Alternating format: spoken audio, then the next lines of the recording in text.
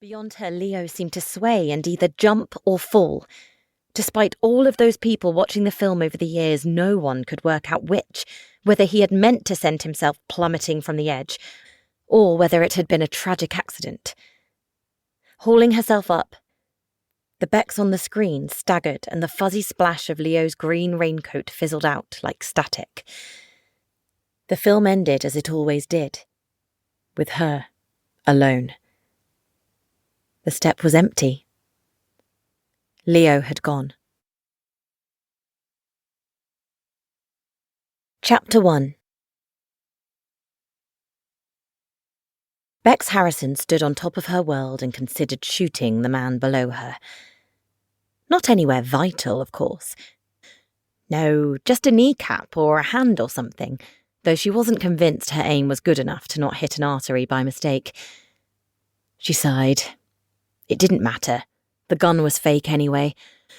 Bought as a deterrent rather than a weapon. Lowering her binoculars, she wrapped her blanket tighter around her middle and sipped her coffee. There had been 2 reasons she had decided to live in this London house all those years ago: the roof and the wall. Built in Georgian times, the place had fancy crenellations at the top like a castle and a lovely flat roof, perfect for sitting on, hidden from view to spy on the street below. After all, they had tried to spy on her in that first year after the film came out. But their spying hadn't been very successful due to that wall.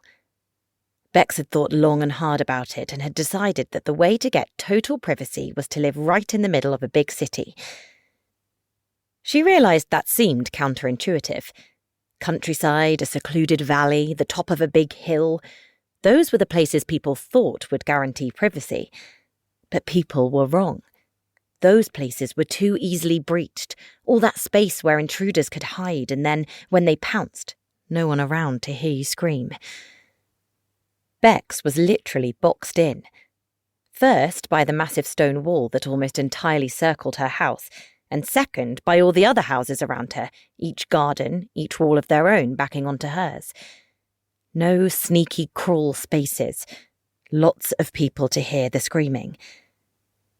Because, if the events nearly 10 years ago had taught Bex anything, it was that the screaming was never far away. She raised the rifle and took aim. The man below bothered her. His face was as badly creased as his trousers, and he wore one of those utility vests with lots of pockets.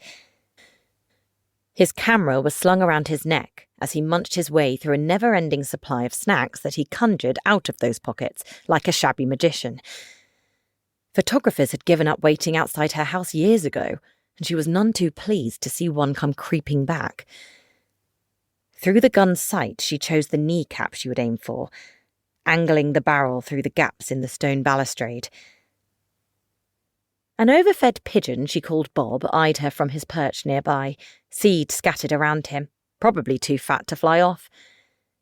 She wasn't even sure that was the original Bob, if she was honest, but it didn't matter. She enjoyed their intellectual exchanges over mixed nuts. "Bang," she whispered, lowering the gun, blowing away imaginary smoke from the barrel. Even if the weapon had been real, it would have been useless against the kind of things that frightened her. Of course, she knew why the photographer was there. 10 years soon. It was an anniversary of sorts. She didn't know what he was thinking, though. That she would appear at her gates dressed in gold lame and wearing a feather headdress ready to do the can-can to mark the occasion. And it wasn't him she had to worry about, really.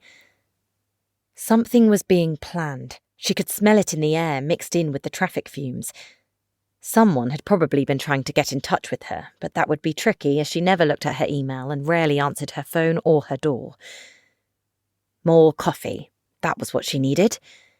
Taking her mug with her, she hauled herself up from the chair and trudged down the steps that led through the top floor of her house, a ghost of itself draped in dust sheets. She didn't need those rooms. On the ground floor, she walked through a large hallway with checkerboard tiling on which she had set out a chessboard on a little table, 2 chairs on either side. She stopped and considered the game, then pushed a rook into position. It was a sneaky move. Tomorrow her would be angry.